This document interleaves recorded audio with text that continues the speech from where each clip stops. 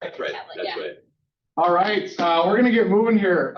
Thanks everyone for being here in person, and for the folks that are online, thanks for being here. Feel free to engage via chat as much as possible. This is going to be really just a conversation. There's not going to be super specific takeaway stuff, but we're going to give you the opportunity at the end to have that specific plays and specific things that you can do to really implement your business in your business. So first of all, my name is Jon Ledeboer. I'm the team leader at the Edina Market Center. Katie, I'm the TL at Eden Prairie. Lauren Lancaster, I'm at the Integrity Lakes office. Jenny Summerlat, I'm out of the Otsego office and on the Peterson. Oh, Ollie Rudd, I'm the TL at the Lakes office. Ollie, why don't you lead us off and give us a little. Yeah, so this was, as you know, or some of you may know, this was my first mega agent. So what I have to compare to is family reunion and then mega leadership. What was really cool about this, and in having discussions with a lot of the agents that attended afterwards, is what they do is they cover a whole spectrum of different things, right? And depending on what it is and what's applicable to your business, you're going to find the 1, 2, or 3 things that are like, okay, this is for me. I can implement this, and you might leave the rest, right? Versus like family reunion, there's so much stuff. You come out with pages of notes, and you have to really sift through and decide what you're going to do. So my biggest takeaway and what I thought was really valuable is how they showed a lot of examples of people who had very singular focuses on whatever it may be that they do well and that they're super passionate about and that they enjoy doing. And then those people just went extremely deep on that. I think a lot of us, we try to be masters of all of it. And we're told, well, you have to door knock and you have to circle prospect and you have to farm specific neighborhoods and you have to be really good in front of a camera for social media and all of those things, right? But these people gave us a lot of real applicable examples of how they did this one thing and did it very well, but they also translated it for us like, okay, so how is this actually a lead gen tool? I'll give like social media, for example.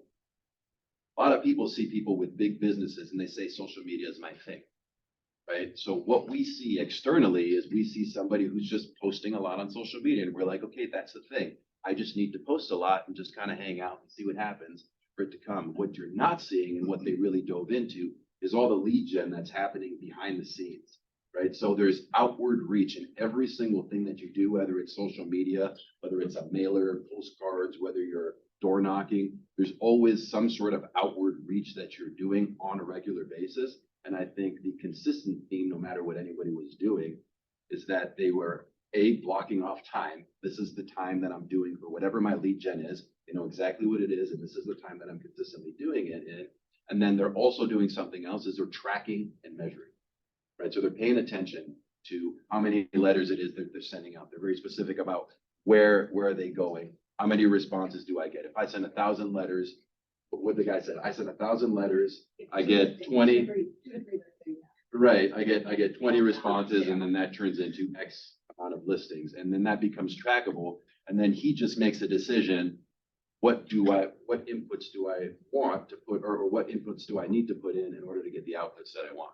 So I think those are the biggest takeaways, is just figuring out what your thing is and going extra deep on that. You can still do other things, but going super deep on that thing that's your one thing, and then tracking and measuring. I think for me, almost exactly, but at Eden Prairie, we talk a ton to our new agents and existing agents about being their authentic self. And we say, you got to figure out, this is a playbook of, I don't know, a lot of plays. There's so many things that you can do to build your business. And sometimes we get overwhelmed and we try to become a jack of all trades instead of a master at one. And Gary Keller started out Mega Agent by talking about happiness, which John's going to talk about here in a second, but really leading with happiness versus hustle and finding what it is in life, in your business, that's going to fulfill your soul and allow you to be your true authentic self. So whether it is social media, sometimes we see someone who's crushing it on social media and you're like, I got to do that, but it doesn't fill you up. It doesn't bring you to life. It doesn't allow you to live like your passion. You don't get excited about it every day. Then that's not the play that you should be picking from this book. So figuring out what it is as an agent, as a human, that really drives you, and then allowing you to build your business around that is a big message that was spoke Gary by Mark, by everyone. And I love that just because it's something that I truly believe in. And then once you find that, like Ali said, measure it and be consistent day after day after day and just do it. It's just consistency. Yeah, absolutely. And kind of a lead into that. So we're gonna pivot pretty sharply just to start. Lydia, I'm not sure if I'm able to click. There you are. There we are.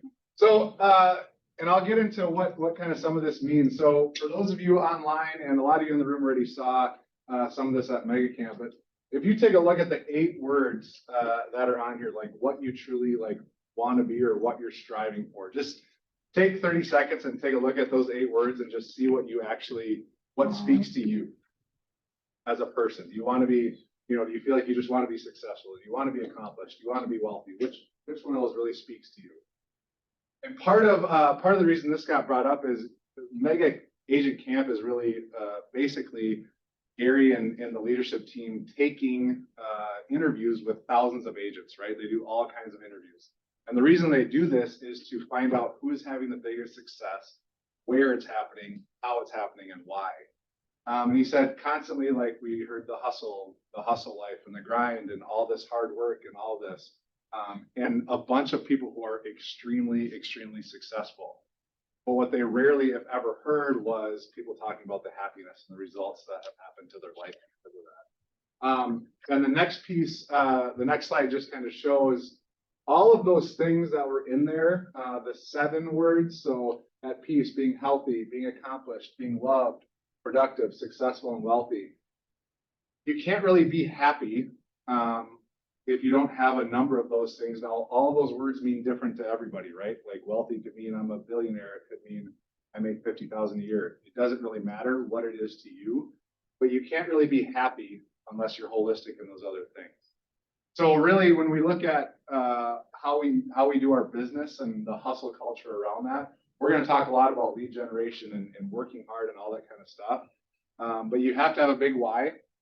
And you have to have that thing that really, truly, to Katie's point, lights you up inside of that, because otherwise we're just working to work. We're not really trying to live our best lives. So I think Gary talked about it in many of the agents that they had said they had interviewed, the hustle culture, and it was crazy busy the last couple of years, and a lot of people made a lot of money, but there was so many agents that were left unfulfilled.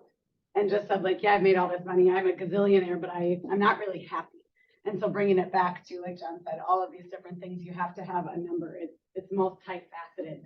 And being happy at the end of the day when you're laying on your deathbed, it's not about how much you hustled and how much money you made. It's about all of these things.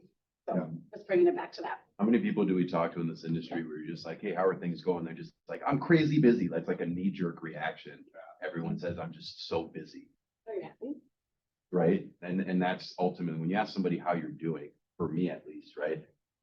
I'm leading with heart. So I want to know, how are you actually feeling? But they have a knee-jerk reaction of just saying, well, I'm just busy. And then I got to clarify. Yeah. Yeah.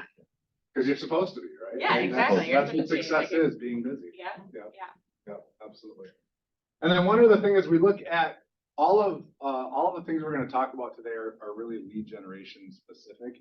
And real estate is a communication business. One of the keynote speakers really talked to us about, like, when we enter into conversations, like, are we trying to tell people what to do? Are we trying to, like, really guide them? Or are we coming? So he talks a lot about what does communication look like, right? And the first thing was really talking about coming from a place of curiosity. So truly asking so many questions to really understand the motivation of what your clients have, what their biggest needs are, like who they are personally. Those are the things that are going to lead to us having certainty over what they actually need. If we kind of tell them and just push and guide them, we're not getting to the core, right? So if we come from curiosity, that's going to gain us actually more certainty. And then the next thing is empathy. And empathy can be one of those words that has like a word bias around it.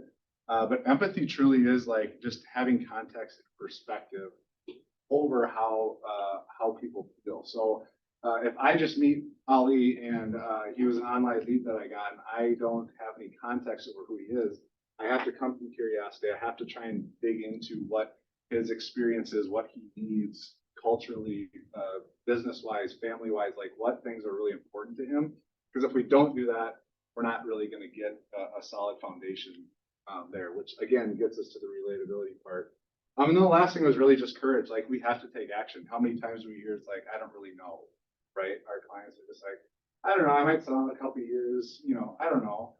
We have to have that courage and push them to the courage of really taking action of what they want to accomplish once we get to the core of what they truly need and gaining that trust. So let's just jump off and start into asking these two. Thanks for being up here. Really kind of big takeaways. I know this was your first mega camp experience for sure. How many have you been to? This is my second. Second? Okay, right on. So just jump in and give us some big insights to what you heard, and maybe if there's a really big takeaway or something you are like, I am 100% implementing this next week. Well, a couple things first, like I love like being surrounded by all the agents at something like Keller Williams Agents Big Camp because of the mindset of the company. And so for me, first thing was just a good reminder, like why I am with Keller Williams. I love that they put a lot of focus here on, I feel like, on stage people who are doing like nonprofits and ministries in like other countries, and that's huge to me. And so that was just, it's good to see that that's so important, like at the top level with this. So that was one of my big things, was just a reminder of why I'm here.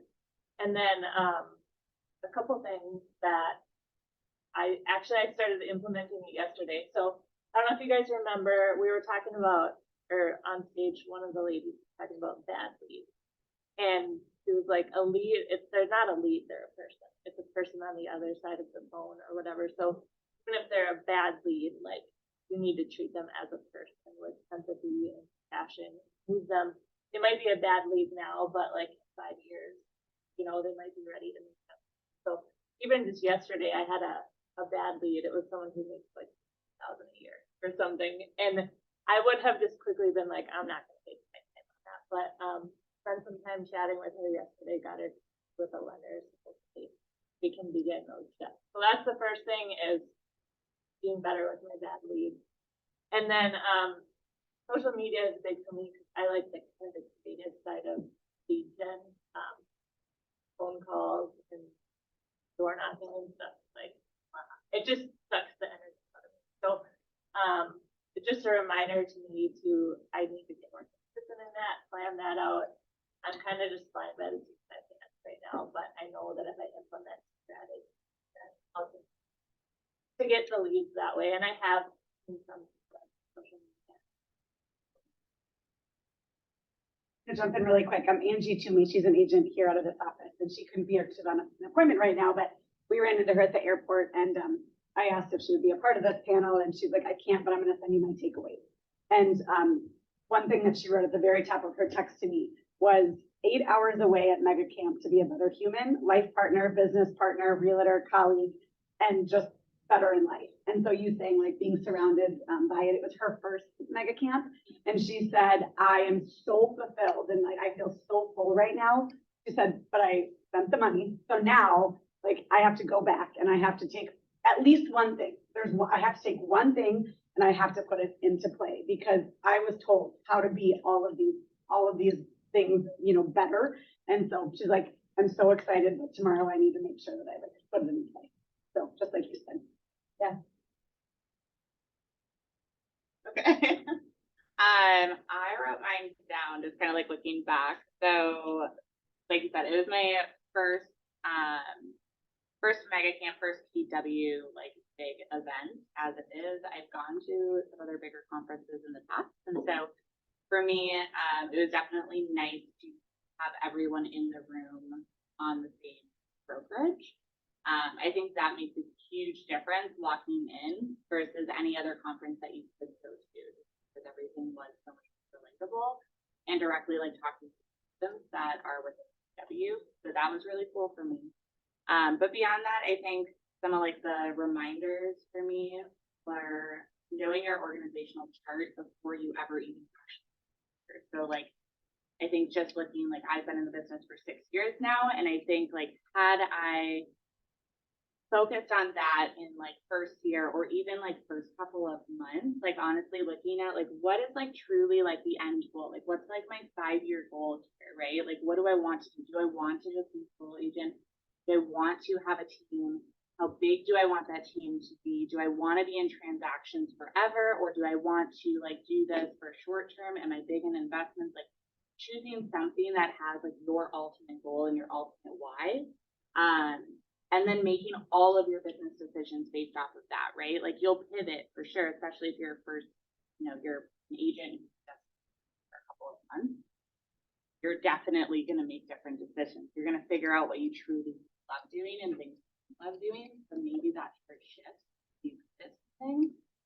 But I think it was just a really good reminder to have that bigger picture, because I think a lot of times agents like do get busy, right? And then like stop implementing things, stop thinking about that bigger picture, and we start just thinking about that, and that's where like flow in having a really good quarter or not a great quarter, and kind of dropping the ball on that. So just kind of being able to reflect back on there. And then, yeah, like with the tracking and everything, I think wish I'd done a better job of that early on. I've been really great about it in the last like 4 years, but it just makes a huge difference. Like coming in again, like your first year is, you don't have anything to go off of, right? So like, you don't track your first year, you don't track your second year, third year, fourth year, like so on and so forth. Like, how do you ever actually know like what your biggest quarter is? And like, how do you actually reflect and look back of like, okay, what do I need to do differently this year to like make it so that it's working then, right? Like, if I want to hire an assistant by January of next year, my tracking shows me that like January is always really, really tough for me, right? Or maybe it's really busy. So like, it's probably not the best month for me to choose to bring someone on and train them. Things like that. One of the roles I thought that was really interesting that people kind of kept bringing up was the client care coordinator. Again, I'm like literally joined PW 2 weeks ago. So for me, I don't know if that is like a thing that everyone talks about all the time, but I thought that was really cool of just kind of the perspective of that, of having someone who's not just like an assistant. And someone mentioned something of like, they're kind of act like an ISA, but they're not for cold leads. They're specifically for your past clients and making sure that all of those pieces are done. All of that busy work that a lot gets away from a lot of us. Phil Jones, I love. He's just amazing. If you haven't read Exactly What to Say, you should read it. You could literally listen to it in between like going to 2 showings probably. It's like a 40-minute listen on Audible. It's not a big commitment. You could listen to it 10 times and you're probably going to get something different every time. But he was a keynote speaker for those of you who didn't know. On Tuesday. Yeah, so he's the one like with that chart of curiosity, empathy, and kind of just like looking in on that a little bit further. Like one of the 2 key things that he says is that you need to understand that people make decisions based on their own reasons, not yours, right? And I think that that's a very good reminder for us, especially when we are busy and we're in the thick of it. So we're like, no, but like I do this every day, right? Like I know how to get from point A to point B to point C to point D. Like I know how to get you there. And I think sometimes we stop actively listening to people, which kind of coincides with what another speaker said of like, that a lot of times people are saying something, but they don't really mean exactly what they're saying. And so like having that curiosity to really understand so that you can come from empathy and understanding the reasoning. And then he always says like, don't named best, which sounds a little bit weird to say, like, but I want to be the best, especially being very competitive. So like, I don't care about prizes. I'd rather just win to say I won. But being the best, like, will actually cap your growth. You right? said over time, better always eats best. Better Yeah. can compound, best cannot. Yeah, yeah. Which I think is just a really great way to be just in general, like even outside of business, like looking at all of those pieces, right? Like the love to accomplish, at peace, you know, and like where all of those things go, I think that changes for everyone.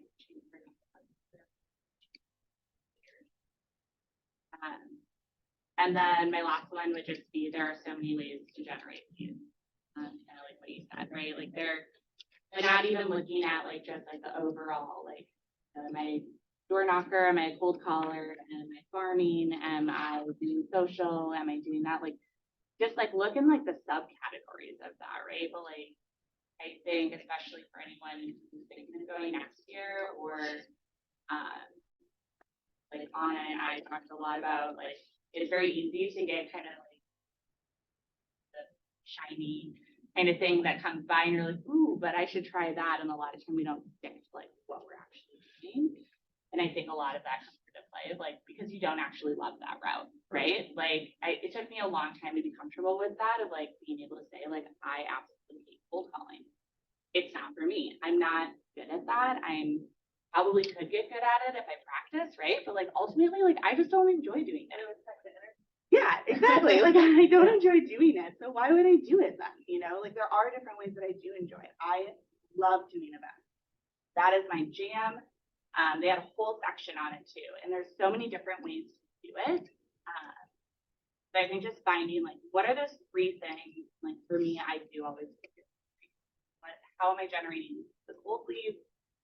You know, people I've never talked to, what am I doing for warm leads? And then what am I doing for like hot, right? Like making sure that Before I, I was gonna say, are you gonna like go over something like that? Like, are you gonna? We will, Yeah. yeah. Okay, because I have, Yeah. I just. Yeah. what I was just gonna jump in and say is at the beginning of Phil Jones, he like asked the audience, I'm like, do you know what you need to do?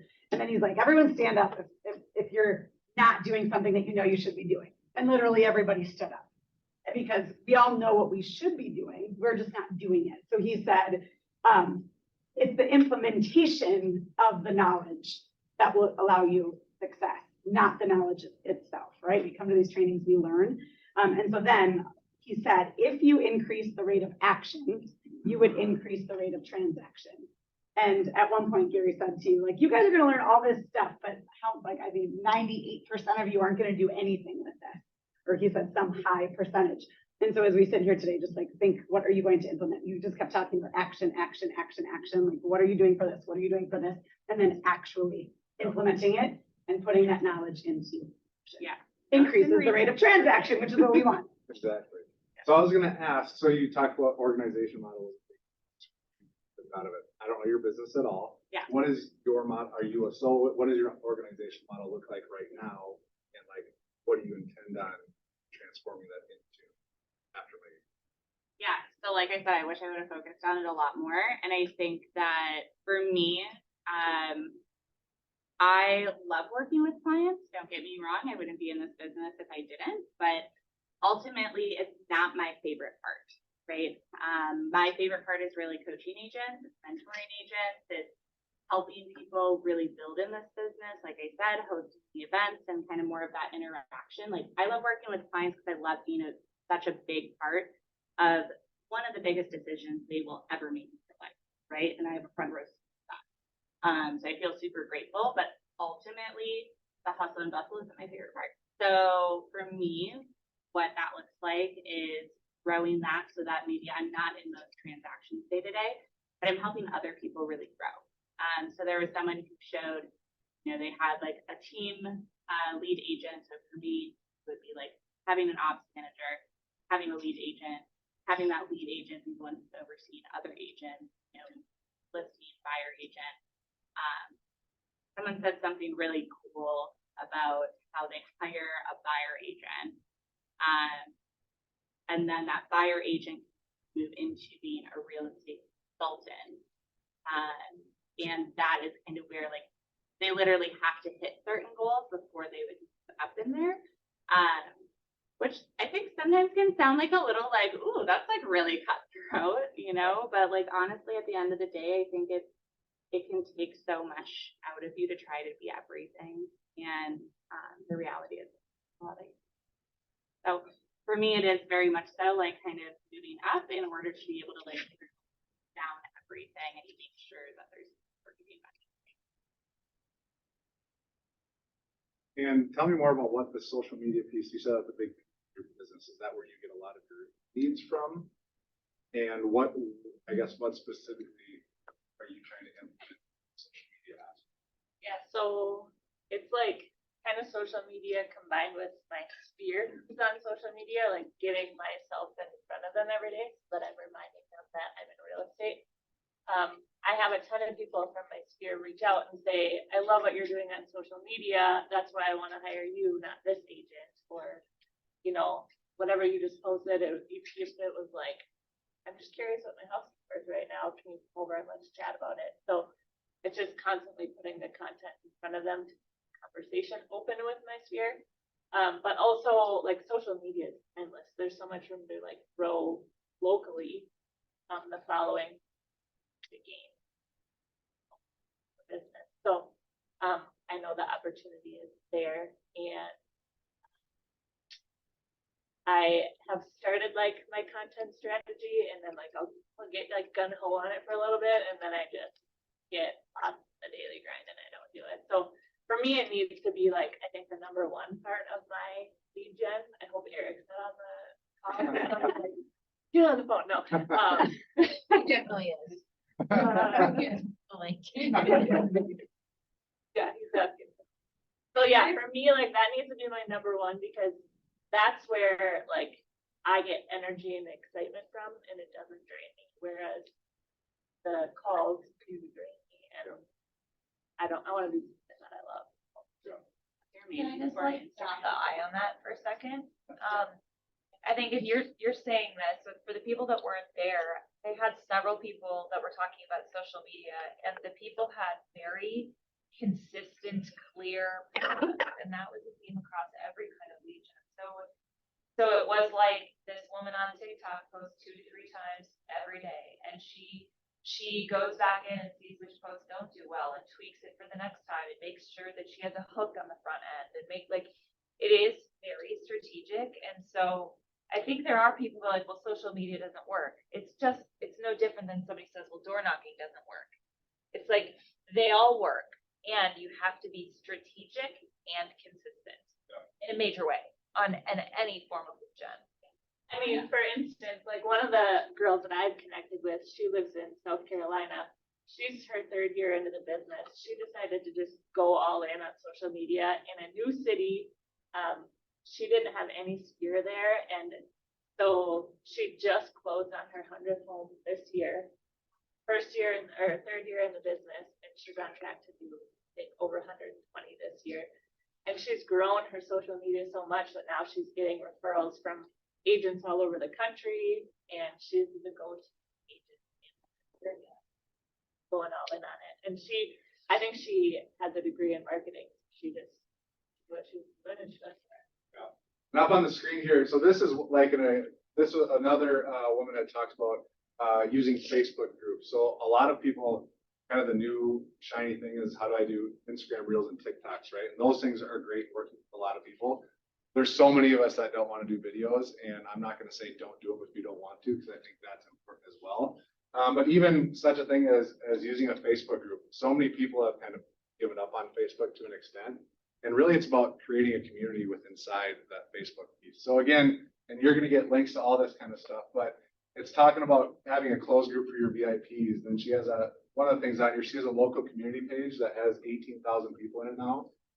She posts content obviously every day, but it's 5% is about real estate and 95% is about the community and local things there. So you really just have to dig into whatever you're going to do to that point and have a strategy around it. She has her calendar completely laid up of what she's going to do every month for the entire year. So that it's not like, when you get into it, it's not like, oh, now what do I have to post, or have to think of content, or have to think of all these different things on a daily, weekly, monthly basis. It's already written up with a plan for you to execute it. So take these things and spin them your way in a way that's authentic to you, and really dig into that. I'd say most things take like 6 months to a year before you like really, like there's some things you can do that you see like benefit right away, but like especially social media. I was even just looking at like an influencer's page yesterday, right? And it's like someone who, if you look back at her like 5 years ago, you'd be like, oh, she had to have been making like quite a bit of money. And like she laid it out that she didn't make any money for the first like 3 years, right? And now all of a sudden she's making like $280,000 like 6 years in. So like even just looking at that, like it's not just agents, like even like influencers that you see, like a lot of them are probably not making any money if they're newer, but like just staying consistent with it, because then it does start to come, but you can't post like 5 times to clients. Right. So Yeah, absolutely. Oh, Yeah, just that, like, we're talking about, like, do what, like, fills you up. Like, don't be that, like, that imposter syndrome. I'm like, be who you are and do that, and then you're going to attract the kind of clients that you want to work with. I did a video on social media with our lender, and we just told the story about one of my deals. Lender, we got it done really fast because we had to, like, a couple years ago when the market was crazy. And somehow she found it on Instagram. I don't know, the hashtag thing or whatever, but she found it. And then she just messaged me randomly one day, and she's like, buy your stuff on Instagram, and I feel like I would really connect with you and start to think about the buying process. And so, yeah, that was there. So, yeah, attracting the kind of people that you want to work with.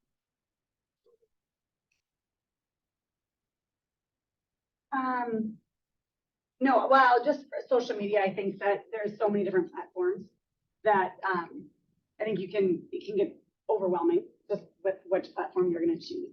And there was one gal, you mentioned her, that like blew up, or Jen, you did, on TikTok. And she talked about like stopping the scroll and like what you have to do to get that. She's like, TikTok is her thing. For me, TikTok is not my thing, whether it's Instagram, whether it's LinkedIn, there's just so many. Get really good on one if that's going to be your thing.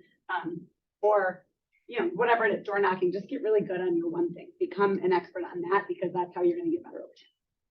And like, kind of going back to that, you know, some of the stuff he said, so like getting into action, he said your success in life is in direct correlation to the quantity of quality that you think. So what stops you from asking for the things that you want in life? Is it fear of rejection? Yeah, that's like all of us. It's fear of rejection. But then he said, and this kind of stuck with me, so why don't you fear, like you don't fear asking like your family to like go to a movie or go get ice cream or something, because if they reject you, it's not like a direct rejection on you personally. But if you get rejected like in business, really take that. So his challenge was that fear is, what did he say? Fear is the fertilizer of growth. I think that's what he said. Fear isn't the enemy, fear is the fertilizer of growth. It's like that, putting yourself in that uncomfortable place to grow. So why don't get into action? I was laughing because he was saying like all these motivational speakers, right? Fear on the board, and they say, I forget what it was. Something, he's like EAR. He goes, everything in no, red. well, he's like, that's not true. He's like, that's not true. He goes, you know what fear stands for? F everything and run. He's like, that's what most people do. And then he was talking about how fear is actually a good thing, but it was funny. Yeah. He's like, no, we all just, yeah, he was so great. Yeah, and just simply like, if you don't ask, you don't receive. So, Yeah. and then asking those good questions, getting to the motivation. Once you do have a client and you're trying to convert them, right? Like digging, figuring out the why, and imagine what He life said- would be like in this. You said when you sit down with a child and you say once upon a time, they like kids just immediately are like, okay. He's like, but you can't go to an adult and just say once upon a time. And you said once upon a time for an adult is just imagine. Just imagine if you could have this. And it changes it. It puts an image into your head. And so he's like, use those words. say it to a child because you know it's gonna get them, but imagine to an adult. Also in terms of just the questions, I love when he said like, you know, it's all about the number of questions that you ask in terms of what you get, but like think of a child when they want a cookie, how do they act? You know what I mean? Like they want a cookie, they're gonna ask over and over again. Like they're not gonna ask you, say no, and then they walk away. They're gonna ask again, and they're gonna go to dad and ask. So you know, what holds us back from doing the same thing? Awesome. Let's jump into some command campaigns. So there is a guy on there who primarily only does like online lead generation through command and through his Facebook. And now you can use it through Google as well. But he really had a system set up for all online lead generation. I believe he was 22. Is that correct? I don't remember exactly which one Tyler was, but. Yeah, but super young and just really diving into how do I create really quality online leads. And he talked a lot about, I don't want to get too far into this, but talked about forced registration to get onto his website. So when he has anyone, he posts a lead to Facebook, in order to click on his link, you have to put in your information. Obviously, there can be fake information and all that kind of stuff, but he does that so that he knows for a fact he's going to have the ability to reach out to these people as opposed to waiting for them to reach out to him. So so his his price per lead is a little bit higher because often people will click on it and then they're like, forget that, I'm not putting my name or information on there. So if you see on the bottom here, it says that he spends about $10 a lead on that. However, he used to do $2,600 per month doing that and would get on average 2 closings out of that $2,600 a month. His return on investment was over 9 times of what he was spending. So just using that one platform, having a system around that, he doesn't really get involved outside of automation unless there's a phone call made to him, right? Unless there's a phone call into him. So there's not a ton of work into each one of those leads, but having that lead generation tool, and then you're able to scale it, right? Maybe you're having great success on it and you want to hire somebody to take over some of that stuff. Great. So let's bump that up to $4,000 a month. Or maybe you're getting enough business and you don't really want to scale it, bump it down. You can control it month by month if you're jumping into lead generation. Do any of you guys do ads with your social media or online? Yeah.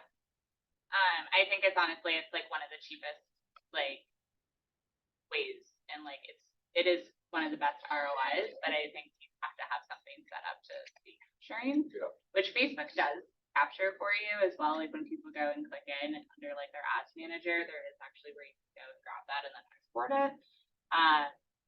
But I would say like the other thing with it is kind of hard to understand like the spending on it. Like if you put like, okay, I would spend $1,000 or whatever on this ad, it only actually does charge you for the amount of interaction that it gets. So you might actually not spend $1,000.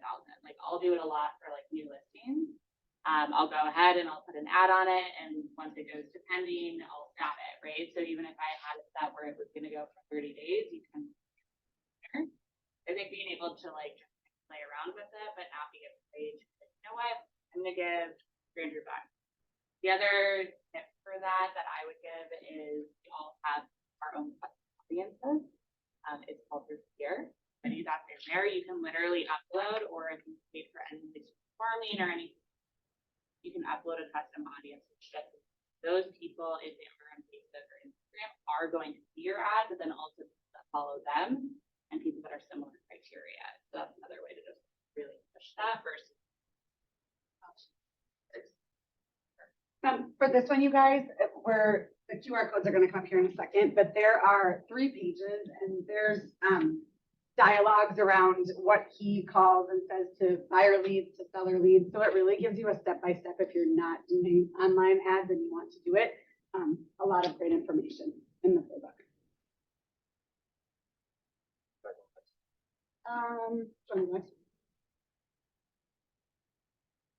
Newsletters?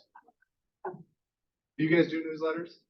Yeah. You just recreated your newsletter. You said you recreated on the way home yesterday because of Mega Camp? Well, no, I didn't recreate Okay. it, but I was like finishing it up. Yeah, Okay. I was scared because I ran out of Wi-Fi on the plane before I saved it, so I thought everything was gonna go away. But yes, I do newsletters. I wish I would have started. This gal, interesting, she lives in Barbados 8 months out of the year, and I think only, Like thirst.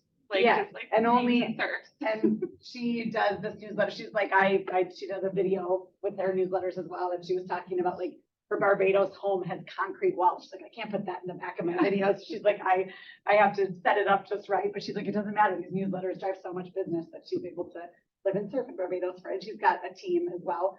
But the power of content and consistent content going out. Yeah, and not like worrying about it being perfect. I think that's like, that held me back for a really long time with newsletters and social media and videos and all that. Of like, I gotta get my hair right, I gotta get my makeup right, do all this. Like, it's more authentic when you just show up in whatever you are. Like, I think that was another thing, but the getting into action, like you're never going to, your first newsletter isn't going to be perfect. So if it's something that you're doing, like stop preparing to prepare, essentially, is kind of what I like to call it. You're planning to plan, and just get it out there. Just being.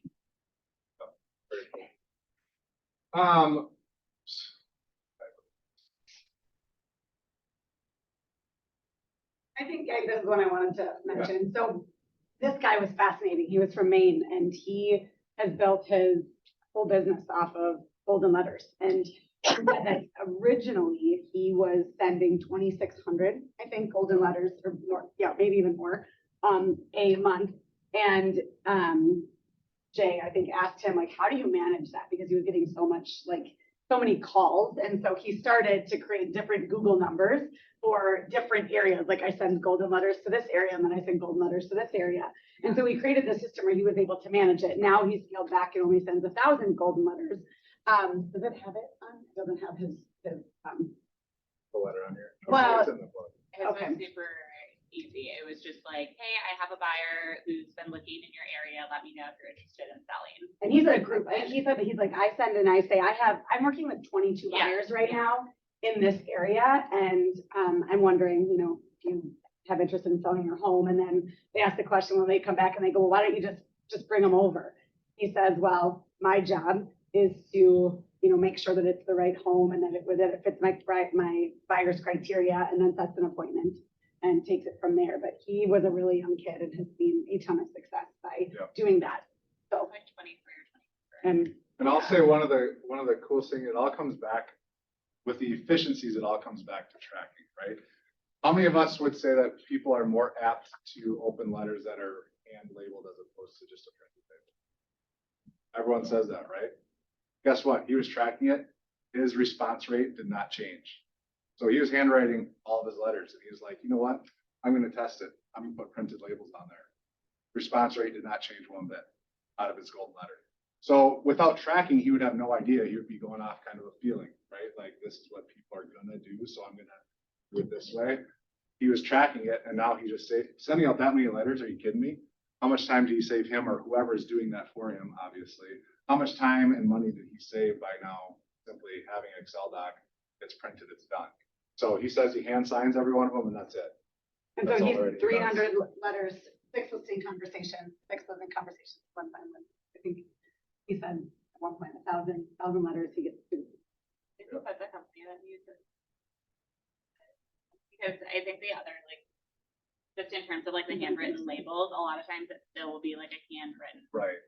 letter kind of style. And then he said that he does sign them, Yep. right? So there is like a little personal touch there, but. Yellow letters direct. I know that's. Yeah, there's a bunch of them out there. And you can get samples too. I've gotten samples. They'll send you a whole. Always found one too. And you know.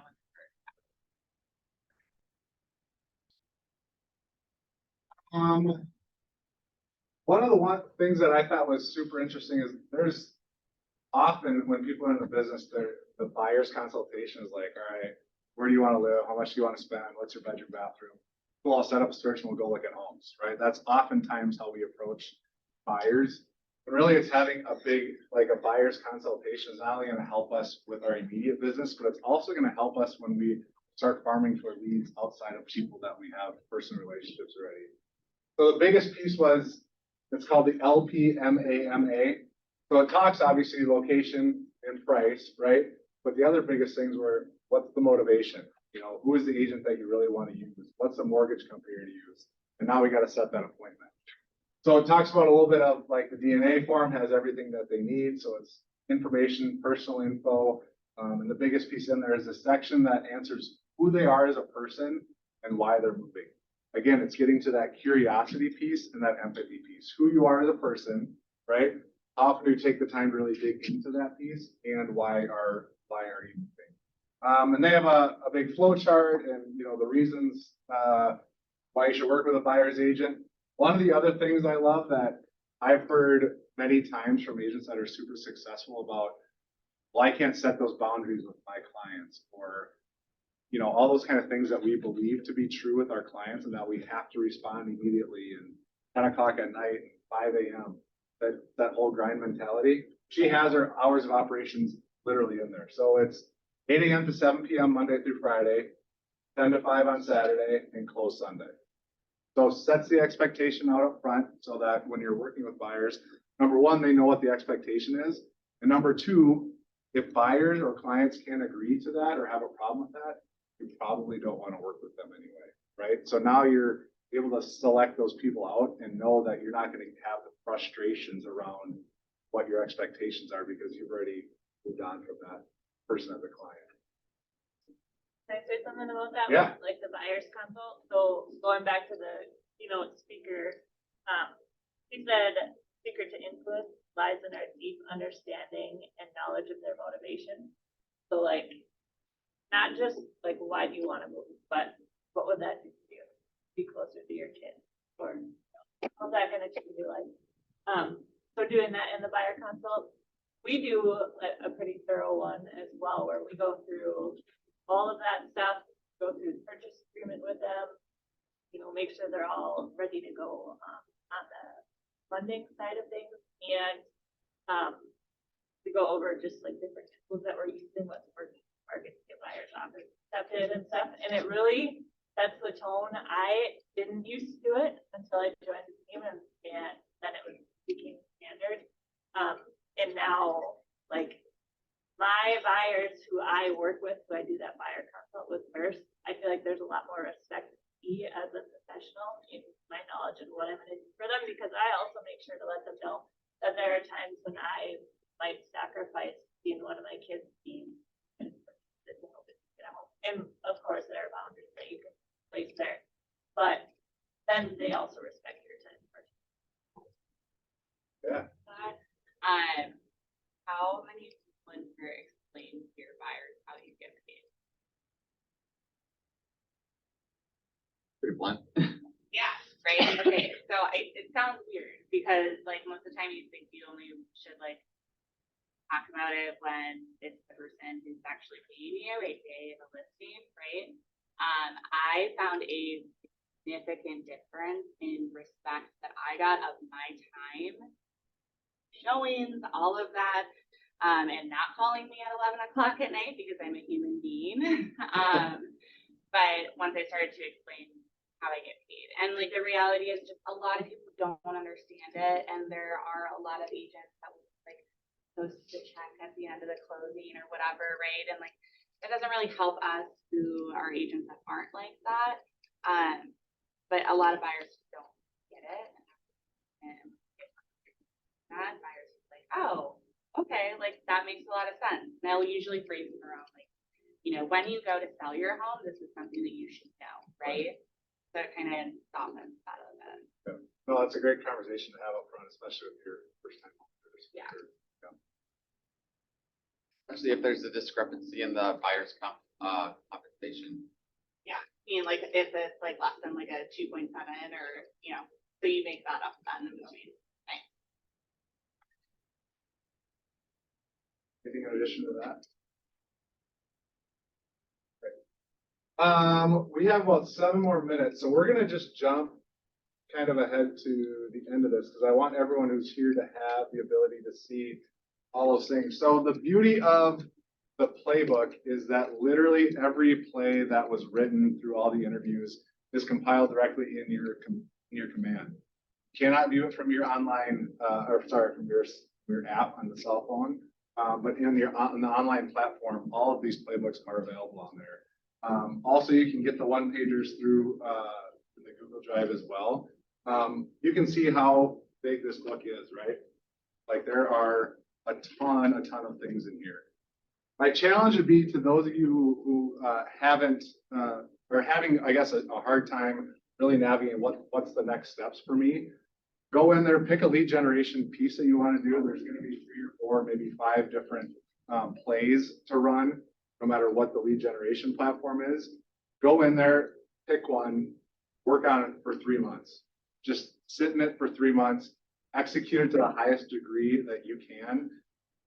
And I promise you there's going to be some success from that. It may not result in a closing within 90 days. It may not result in what you consider success or a check. There's going to be results in there that are going to move your business forward in the right way. Better come. Yes, Be better, better be come- better, be come better up. every day. Yeah, absolutely. One of the things that I find is like, don't pick that one thing because someone else found success from it. Absolutely. Yeah, like do the one that interests you. Yep. That One of the, I guess, final things I'll ask. So there's several of you in the room that were there this year. Why did you choose to go to Mega Camp?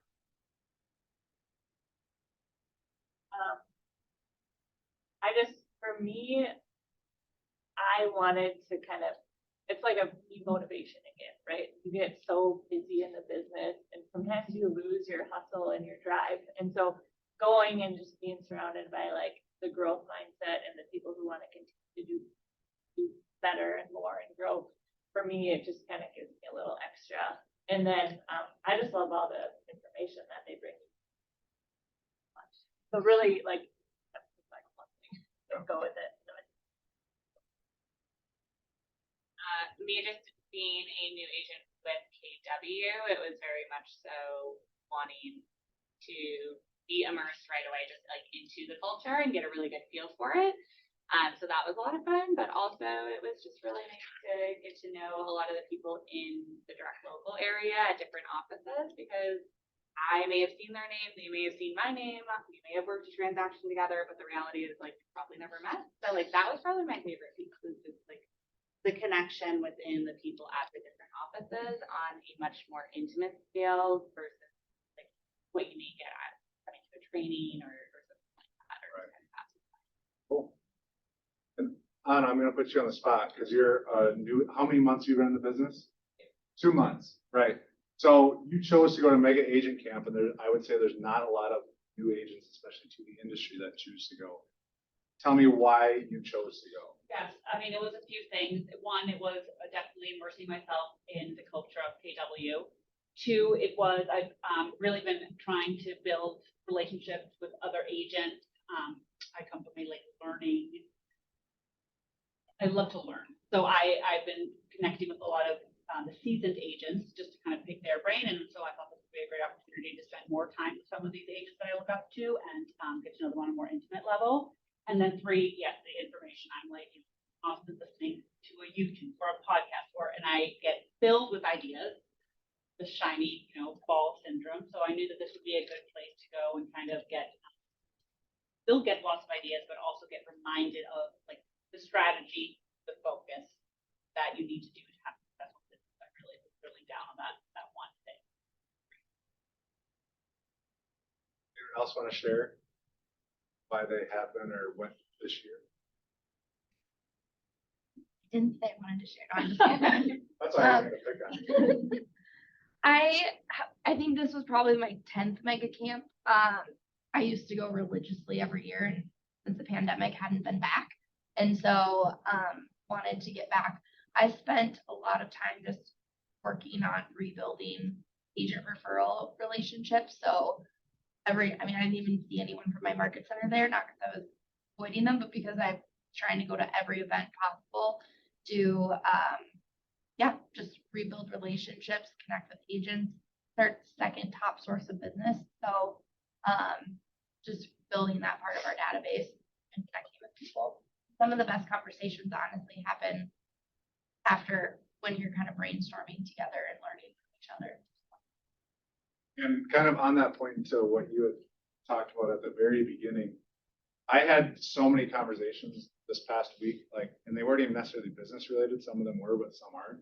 When you're in a space with people that are, like you said, growth minded, people that are doing things at a high level and people that just want to get to that next level, those conversations are going to happen and they're going to impact you more than just your business. It's going to impact your relationships with those people, as well as when you go home. You can't help but take those home with you, and they're going to be impacting the conversations that you have next. So for me, that's always the biggest piece of these things. I absolutely love it because you're kind of stuck there with people, right, in a good way, and it's people that you really want absolutely to be around. So, any final aha? The other thing is Gary's economic update is always, I mean, the highlight of my trip, just hearing from him in the research department. And there's a real, I'm assuming they'll put slides up on command. So there's some really cool slides on, and I relate to this as a millennial. Gary believes that, millennials are the biggest home buyers and will be for the next specifically 5 years was kind of the number he said. And he talked about the difference between buying your dream home and essentially driving kind of a crappy car versus a lot of millennials specifically. And I even look at friends of mine where they're in their starter home and they're kind of miserable in their starter home, but they drive a Range Rover. And the difference between if they would have instead invested that money in buying a nicer home, what that does for their wealth trajectory. I thought that was pretty powerful. We're going to be taking those slides and putting them in our buyer consultation because I think that's what first-time home buyers need to be thinking about right now is your lifestyle actually limiting you from home ownership? And that it was the difference in a $50,000 cost of a car is the difference in $200,000 of buying power for real estate. And that just makes such a tangible, easy metric when people are like, oh, well, I only got pre-approved to $350,000. But yeah, well, if you got rid of your Range Rover, you'd actually be pre-approved for $550,000. So it was just last thing it was so interesting to listen to him talk. And he talked about the recession and a rolling recession. And right now housing is in a recession, but housing is one of the only things that's in a recession. And he said right now is the first time in history that wages are going up quicker or faster than inflation. So people have money, and because we feel like we are in this recession, it's really just the housing market, and many other industries are not in that recession and they're actually seeing growth. So right now is a good time to buy a house. Always the right time to buy. Always the right time. Yeah. Thanks for being here, gang. I appreciate y'all, and download something and get after it today. Thanks, guys. Thank you. Yeah.